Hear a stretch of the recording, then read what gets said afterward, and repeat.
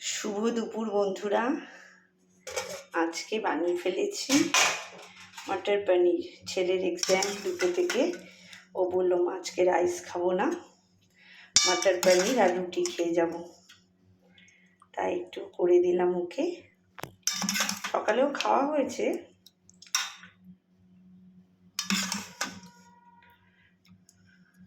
তাড়াহুড়ো আর রেসিপিটা দেখানো হয়নি।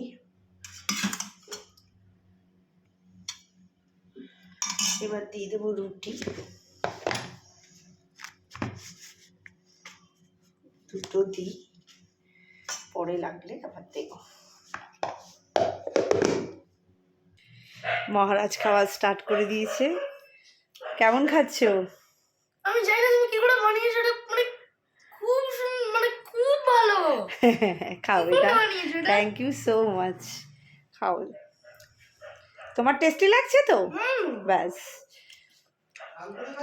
হ্যাঁ হ্যাঁ ঠিক আছে।